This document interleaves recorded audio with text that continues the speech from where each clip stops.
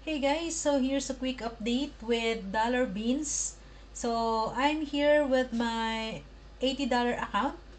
Okay, so pakita natin kung ano na yung progress ni Dollar Beans. And by the way guys, no, yung domain name natin, bago na siya, it's dollarbeans.xyz. So meron tayong pinost sa Telegram kasi meron talagang nag-report, no, mga jealous dev kasi I'm not working anymore with other developers. So I'm not working with them anymore and siguro yun yung reason kung bakit yung other devs talagang alam nila kung paano i-report no yung isang domain. So hindi ko kilala kung sino siya, but my main concern is with my team. So ako nag-earn, yung other leaders nag-earn kasi meron ngang referral commissions, 'di ba? And other tinatawag natin na mga royalty privileges, 'di ba? So unfortunately, yung mga team members natin sa community na not into inviting, ay hindi na sila nakapag-earn ng extra. Kaya hindi sila nakabawi. So, yun yung reason kung bakit I decided not to work with them anymore. And siguro, yung iba medyo nagtampo, 'di ba? So, tapos nakita nila, nag-launch ako ng Dollar Beans. And nakita din nila na maganda yung project. So, they tried to report, pero not 100% sure. But, yun nga, talagang may nag-report and if you try to search ulit yung ating previous na domain, which is OP Dollar Beans at online, makikita nyo dito guys na, ayan, so this site can't be reached na. Okay? But good news, syempre, hindi pa rin tayo magpapadala sa mga ganyan. Okay? Dollar Beans is still up and running. Yun nga lang, iba na yung domain name. Okay? So, guys, meron tayong pinag-deployan na hosting dito kasi yung dating domain name is nasa Namecheap. So, madali lang siyang i-ano doon. So, at least dito, guys, yun nga, ibang hosting provider na siya. But, unfortunately, hindi ko na ma-edit, no, yung user interface.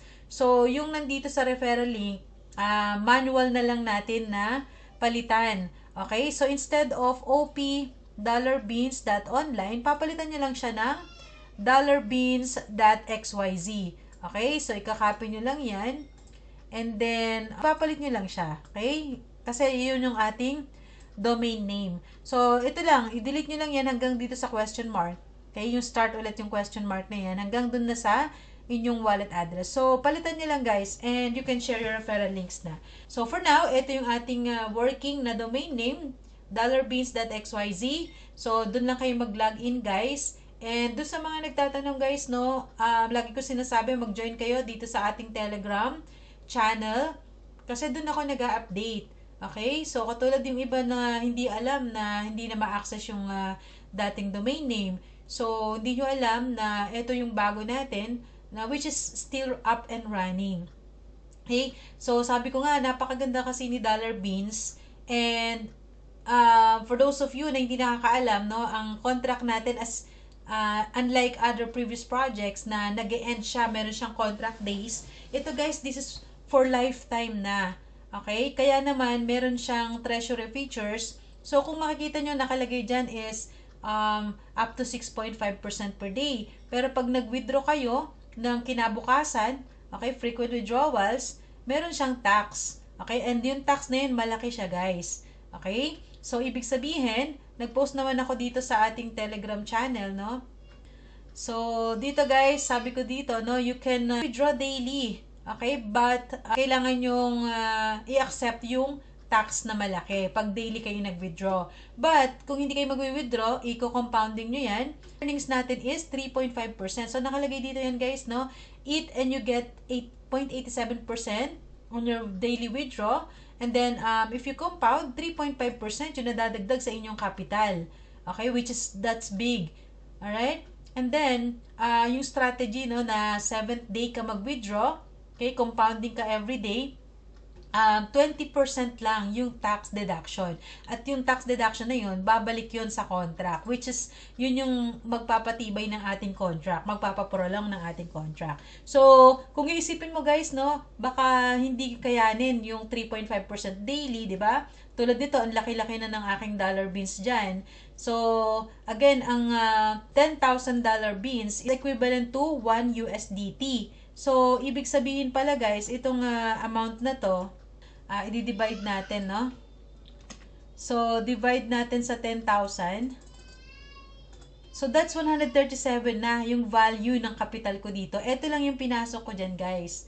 Okay? So, sabihin mo, malaki yan. Baka malaki na yan. Baka hindi ma-sustain ang contract. So, again, meron tayong anti-drain mechanism. So, katulad nito, guys, nag-compounding lang ako dyan. Okay, so ito lang yung earnings natin. So if you compound daily, ibig sabihin, nagge-generate ka ng more beans, but yung earnings mo, say for example, nag-compounding ka kahapon, so mag-start ka ulit na mag-generate ng beans. So yung mag-generate mo dito, hindi ganun kalaki agad. So it means, nako-control niya, no, yung inflation. 'Di ba? So ibig sabihin guys, ito, nag-withdraw ako 3 days ago. Ayan, almost 4 days ago. Okay? And yung na-withdraw ko guys is after 7 days yon, no? Yun yung strategy na effective para 80% ng iyong profit pasok sa wallet. Kasi nag-try ako nung other account ko, which is yung $40 account na kapital. On the second day, nag-withdraw ako. And guess what? Ang na-charge sa akin doon is, ang dapat mawi-withdraw ko is nasa $5. Okay? Tapos, nung winidraw ko siya, and that's only my second day, so, ang pumasok lang sa wallet ko is only $2. So, ibig sabihin, yung $3 bumalik sa contract. Okay? So, kayo na mag-compute, basta yun yung after 2 days, so, frequent withdrawal yung tawag doon. So, may tax siya, malaki yung tax niya. Nakalagay naman dito yan guys lahat, no? And we also have the white paper. Make sure to read that. Meron tayong white paper dito guys na in-explain lahat doon how this works. Okay, so pag-click nyo dito, ayan, makikita nyo yung white paper. So, basahin nyo lang to guys. Nandito lahat. Naka ano na dito guys lahat. So, make sure to read this. And nakalagay na, updated na rin dito yung ating new website. So, basahin nyo lang to guys. And maintindihan nyo kung paano nag-work si Dollar Beans. Alright? So, ayun. Keep on rebaking lang. Tulad nito guys, no? On my 7th day, 'di ba? Say for example, nag-rebake ako ngayon. Okay? Re-rebake ko siya kasi it's like 20,000. It's like $2, almost $3 na ulit to. So, pag ni-rebake ko siya, madadagdagan ako ng almost $3 na dito sa aking beans. Okay? Madadagdag na ulit siya dito. But ito, magsisiro siya. Alright? So, once na nag-zero yan, ibig sabihin, try to connect and reconnect lang para ma-refresh. Alright, so ayan, na-refresh na siya. So, ibig sabihin, nag-start ulit mag-generate. Pero, nadagdagan naman ng $3 worth of beans. So, ibig sabihin, dumami yung miners ko or yung beans ko para mag-generate ng USDT. Okay? So, tomorrow, kung magkano yung na-generate na beans dito, alright, pwede ko siyang i-rebake ulit. Okay? So, pagdating ng 7th day, I have 4 more days here, no? I have like 3 more days to withdraw. So, it means lang guys, no? Say for example, anong araw ba ngayon? Basta on my 6th day, nag-rebake ulit ako. Ibig sabihin, back to zero to. Yung ma-generate niya the next day, which is my 7th day, schedule for my withdrawal, yun lang yung mawi-withdraw natin. But, 80% nun ay mawi-withdraw natin pasok sa ating mga wallet. So, ibig sabihin guys, it's not HYIP. Okay? So, kumbaga, ang ganda nung naging system ni Dollar Beans. Ang ganda nung treasury features niya. Okay? Kung i-analyze nyo lang mabuti. So, siguro, some developers are jealous because of this project. Nakita nila. Kasi nga, sabi ko nga, this is based on baked beans. Yung project na yun talagang maraming nag-earn talaga ng BNB. So, BNB na may na-earn doon. And nagtagal siya guys, almost or more than 2 years. Can you imagine that? 'Diba? Si Dollar Beans guys, nasa second week pa lang. And konti pa lang guys, no, yung nakaka-appreciate. Congrats dun sa mga nakapasok na, ayan, mga nag-invest na nag-e-enjoy ng kanilang mga dollar beans, 'di ba? So, keep on compounding, keep on rebaking. And then on your 7th day, pwede rin naman kung gagawin niyo pang mas marami. Like say for example, mga on your 2nd week or depende sa inyo. Siguro yung 1 month na hindi kayo mag-withdraw dito, ang laki na, baka 100% ng withdrawals nyo is mawi-withdraw nyo na. Kasi nag-compounding ka na nag-compounding. So, malaki yung nag-generate mong USDT. So, nandun yung trick, guys. Nandun yung trick. Pero, napaka-smart. Napaka-smart talaga nung system. Kaya naman, I'm so proud of Dollar Beans. And I'm sure natatagal talaga to. So, congratulations sa mga nag-adapt and nakapag-start na dito kay Dollar Beans. And everyone is welcome, guys. Tingnan nyo lang, silipin nyo lang si Dollar Beans. This is very passive. You don't have to invite people to start making USDT here. And yung pag-rebake natin, guys, napakamura lang. Napakaliit ng gas fee. Kaya naman, built siya sa OPBNB network. So, that's all my update, guys. And again, this is the only project I'm working when it comes to passive income.